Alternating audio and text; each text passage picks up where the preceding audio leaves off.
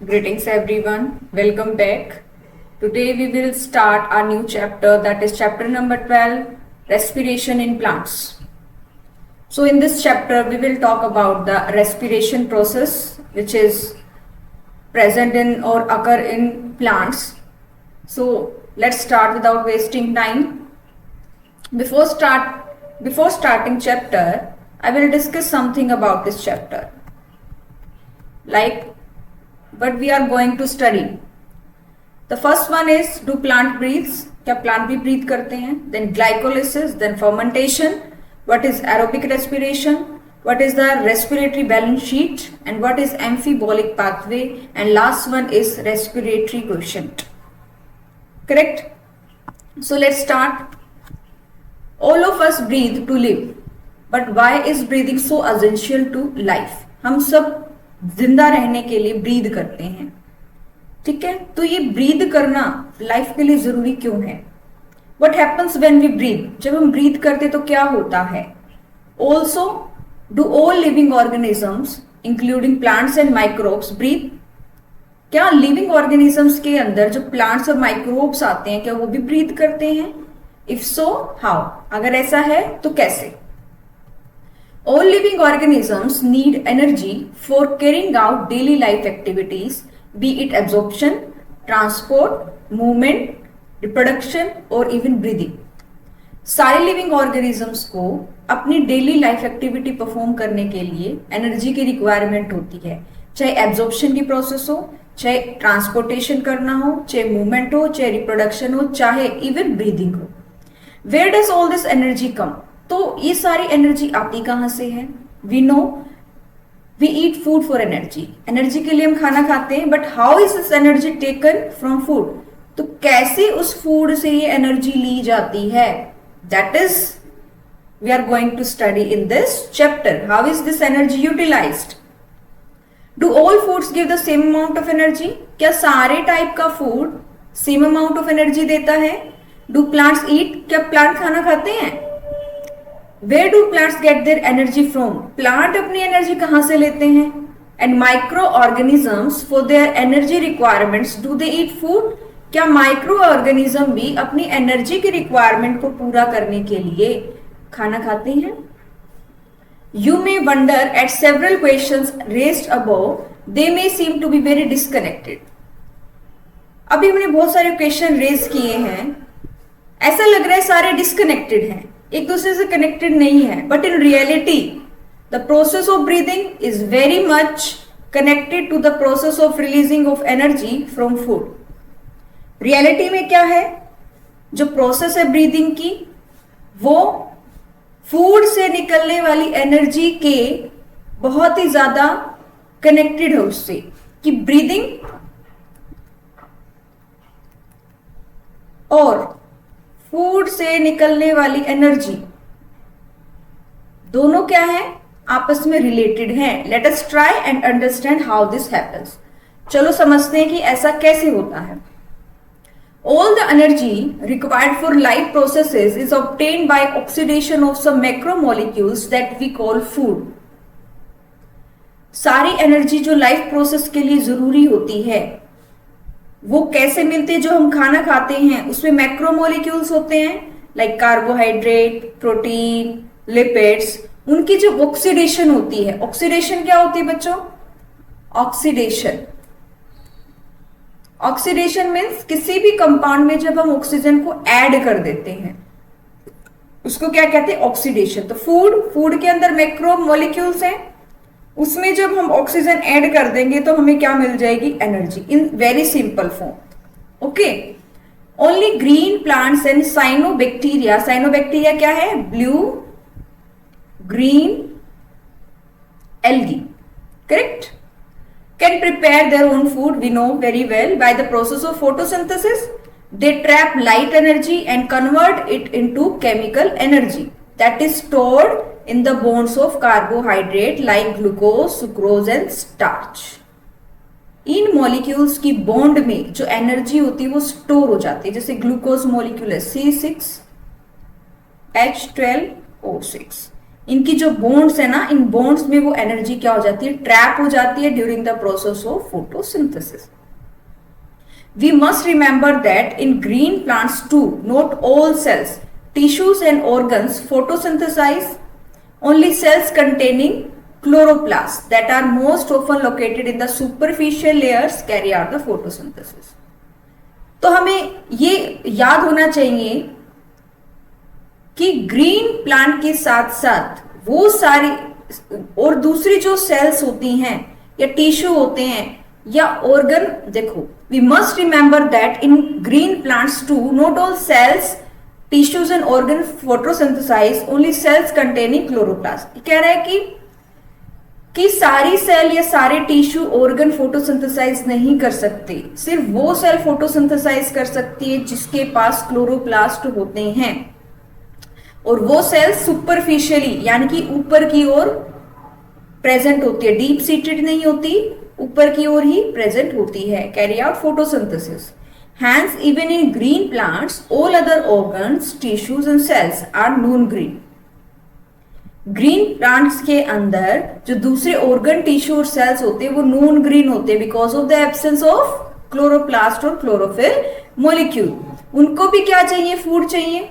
उनको भी क्या चाहिए बेटा, फूड चाहिए. Hence food has to be translocated to all non green plant. तो जहां ग्रीन सेल्स ने, ग्रीन पार्ट ऑफ प्लांट ने जो फोटोसिंथेसिस करके दे हैव प्रिपेयर्ड फूड, वो फूड क्या है, ट्रांसलोकेट कर दिया जाता है किसको, नॉन ग्रीन पार्ट को. Non green part means which do not have chloroplast to do the photosynthesis.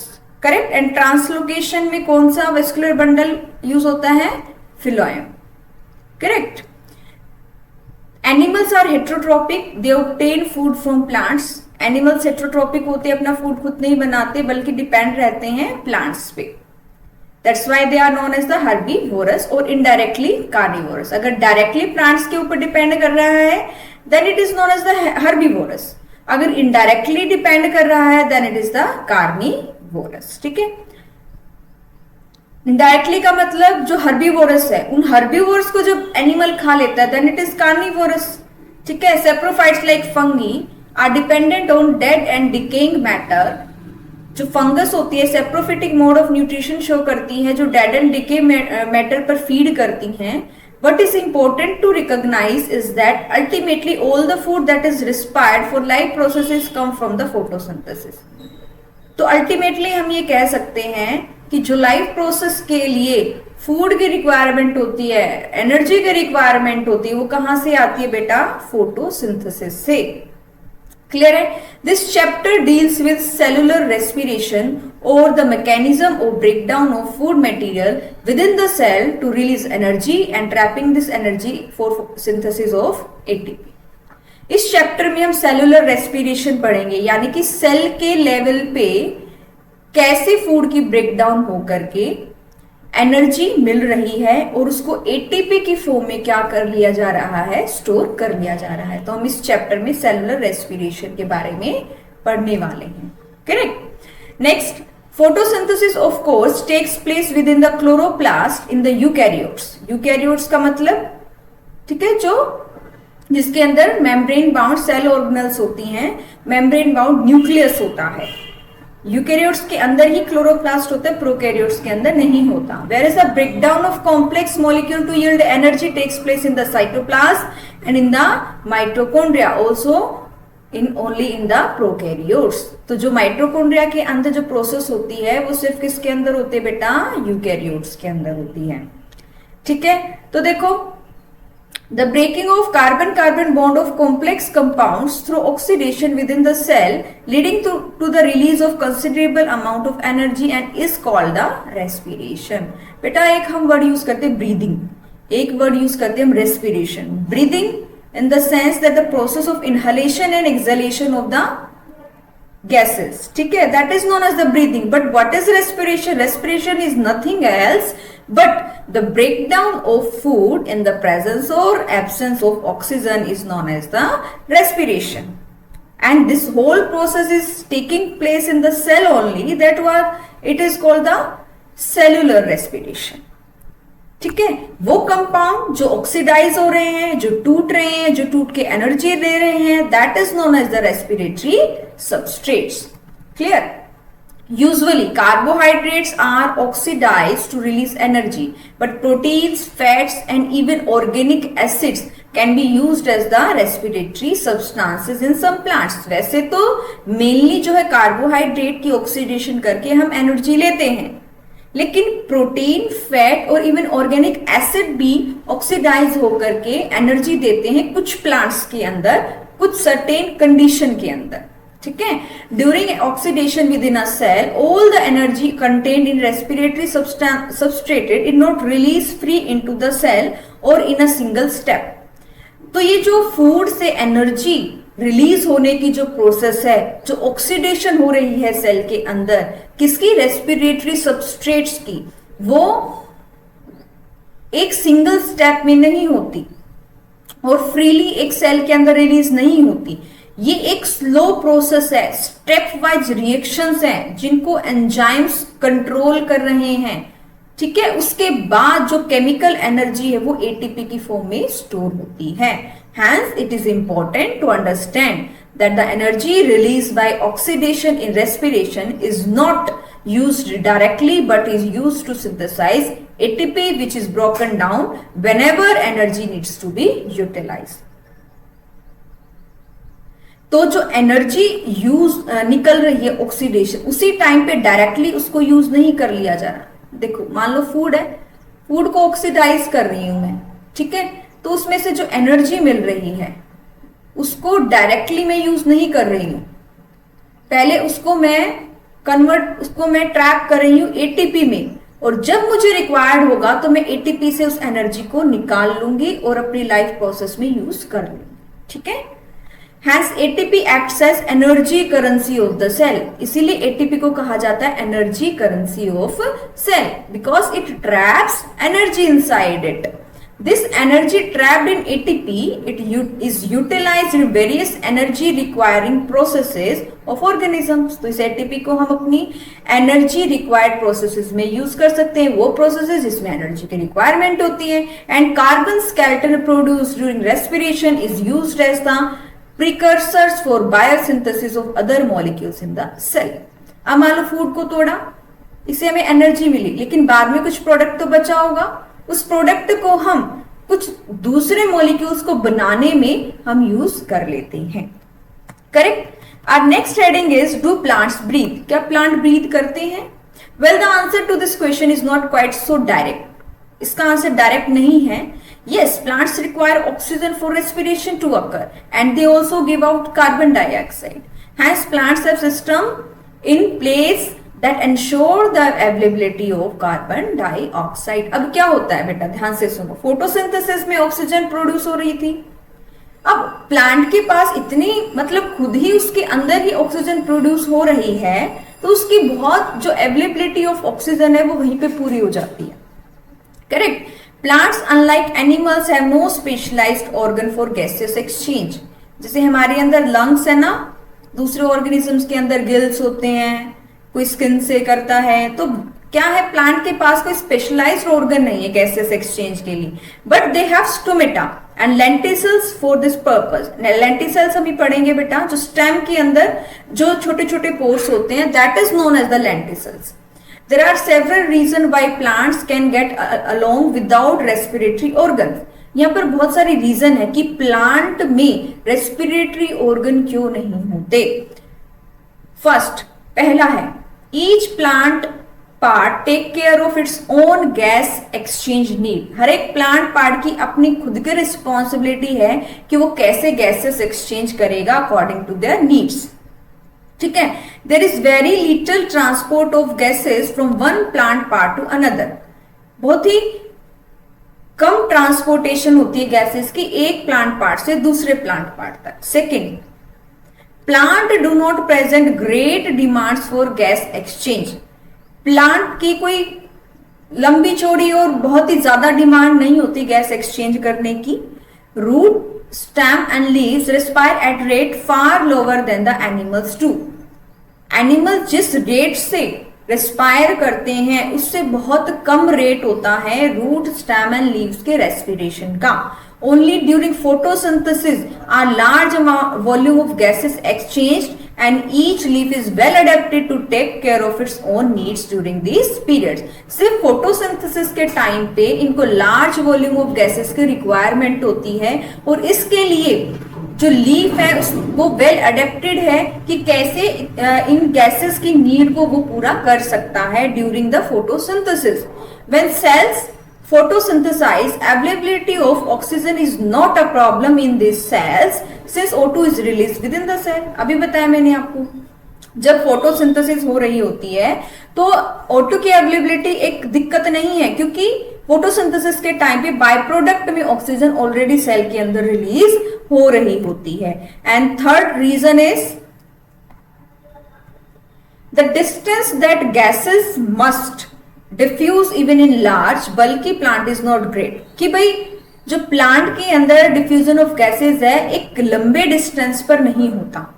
Each living cell in a plant is located quite close to the surface of the plant. हर एक cell जो है वो plant के surface के पास ही होती है. This is true for leaves. You may ask but what about thick woody stem and roots. ठीक है, मैं कह सकती हूँ कि लीफ बहुत पतला होता है. हर एक सेल क्या होती है, सुपरफिशियल होती है, डायरेक्ट एनवायरमेंट के कांटेक्ट में होती है. लेकिन उसमें क्या, जिसमें थिक वुडी स्टेम होता है, थिक रूट्स होती हैं. तो देखिए, in stems the living cells are organised in thin layers inside and beneath the bark. मान लो ये बार्क है, इतनी क्या है, ये बार्क है, करेक्ट. इस बार्क के नीचे थिन लेयर बन जाती है सेल्स की जो लिविंग होते हैं, जिनको गैसेस की रिक्वायरमेंट होती है. ठीक है, और इनमें क्या होती है, छोटी छोटी ओपनिंग्स होती है, that is known as a lenticels. किसकी बात कर रही हूं मैं, स्टेम की. The cells in the interior are dead and provide only mechanical support. मान लो इस तरीके से ये एक लेंटिसेल्स है, ओपनिंग दिख रही है, लेंटिस है. ये डेड सेल से मिलकर के बना है जो इसको सिर्फ सपोर्ट प्रोवाइड करती है. Thus most of a plant have at least a part of their surface in contact with air. तो जो प्लांट का पार्ट है, प्लांट की सेल है, एटलीस्ट कुछ पार्ट तो उस एयर के कांटेक्ट में होना चाहिए. This is also facilitated by the loose packing of parenchyma cell in leaves, stem and roots. अब पेरेन्काइमा सेल आपने देखी होंगी, इंटरसेलुलर स्पेस होता है उनके बीच में. ठीक है, और ये पेरेन्काइमा सेल हर जगह प्रेजेंट होती है, रूट में भी, लीव्स में भी, स्टेम में भी, जो एक इंटरकनेक्टेड नेटवर्क बनाती है एयर स्पेस का. मान लो एयर यहां आ गई तो डिफ्यूज होगी, इसके पास भी चली जाएगी, इस सेल के पास भी चली जाएगी, इस सेल के पास. इस तरीके से एक नेटवर्क बन गया किसका, डिफ्यूजन ऑफ गैसेस का. एयर स्पेस है, ये स्पेस है, इंटरसेलुलर स्पेस, इसमें एयर भर जाएगी और वो एयर क्या है, इस तरीके से हर एक सेल को क्या हो जाएगी बेटा, अवेलेबल हो जाएगी. So the complete combustion of glucose which produces CO2 and water and as end products yield energy most of which is given out as heat. जब इसकी क्या होगी, ग्लूकोज की ऑक्सीडेशन होगी तो हमें कार्बन डाइऑक्साइड मिलेगा, वाटर मिलेगा और साथ में क्या मिलेगा, एनर्जी. तो एनर्जी का मोस्ट ऑफ पार्ट क्या है, हीट के रूप में बाहर निकल जाता है. अभी हम इस पूरी इक्वेशन को समझेंगे. If this energy is to be useful to the cell, it should be able to utilise it to synthesise other molecules that the cell requires. अगर ये एनर्जी सेल के लिए यूजफुल है, मतलब सेल उसको यूज कर सकती है, तो दूसरे मॉलिक्यूल्स को बनाने में भी इस एनर्जी को क्या किया जा सकता है, यूज किया जा सकता है, वो मॉलिक्यूल जो सेल को रिक्वायर्ड है. The strategy that the plant cell uses is to catabolize the glucose molecule in such a way that not all the liberated energy goes out as heat. जो glucose molecule जब टूटता है, कैटाबोलाइज होता है, तो जितनी एनर्जी मिलती है वो सारी की सारी हीट के रूप में बाहर नहीं निकल जाती. The key is to oxidize glucose not in one step but in several small steps, enabling some steps to be just large enough such that the energy release can be coupled to ATP synthesis. कहने का मतलब ये है कि जो glucose molecule है वो एक स्टेप में CO2 में, वाटर में और एनर्जी में निकलता नहीं है, ठीक है, होता नहीं है, बहुत सारे स्टेप होते हैं। 10 देखो बहुत सारे स्टेप होते हैं, हर एक स्टेप पे क्या है, मतलब जिस स्टेप पे एटीपी निकलती है वो स्टेप इतना बड़ा होता है कि इजीली जो एनर्जी निकल, मान लो ग्लूकोज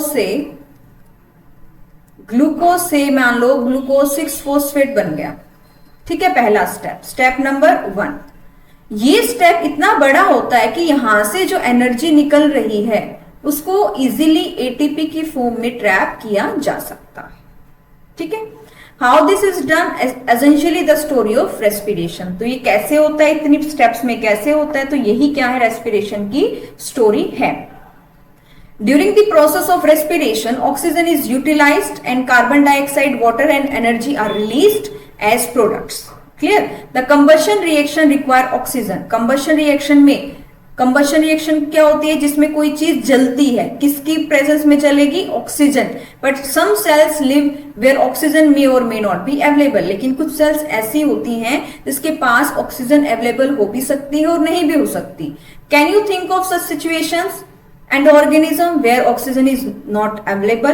तो हम आगे पढ़ेंगे इसके बारे में कि कौन कौन से ऑर्गेनिज्म होते हैं। There are sufficient reasons to believe that the first cells on this planet lived in an atmosphere that lacked oxygen. तो इस अर्थ पे जो पहली सेल आई थी ना, उसने सरवाइव किया था without oxygen. Even amongst present day living organism, we know of several that are adapted to anaerobic condition. Anaerobic condition मतलब जिसमें ऑक्सीजन की अवेलेबिलिटी नहीं होती। Some of these organism are facultative, कुछ इसमें facultative होते हैं और कुछ obligate होते हैं। Facultative का मतलब जिन ऑर्गेनिज्म का ऑक्सीजन के बिना काम चल भी सकता है और नहीं भी चल सकता, मतलब उसकी जो लाइफ है, उसकी जो लाइफ साइकिल है वो ऑक्सीजन पे डिपेंड नहीं करती। मतलब अगर ऑक्सीजन नहीं है तो भी वो सरवाइव कर जाएगा। लेकिन ऑब्लिगेट में क्या होता है कि ऑक्सीजन होगी तभी उसकी लाइफ है, अगर उसकी लाइफ नहीं है तो पूरी तरीके से डिपेंडेंट होता है ऑक्सीजन के ऊपर। That's why that organisms are obligatory binded to this condition. In any case, all living organisms retain the enzymatic machinery to partially oxidize glucose without the help of oxygen. ऐसे organism के अंदर ऐसी enzymatic machinery होती है जो बिना oxygen की presence में ग्लूकोज को partially मतलब इनकम्प्लीटली ऑक्सीडाइज करती है, उससे कुछ अमाउंट क्या उसको एनर्जी मिलती है।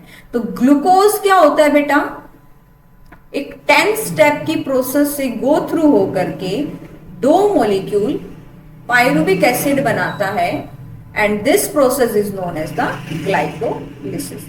And this will be our next topic in next video. Till then keep studying, keep growing.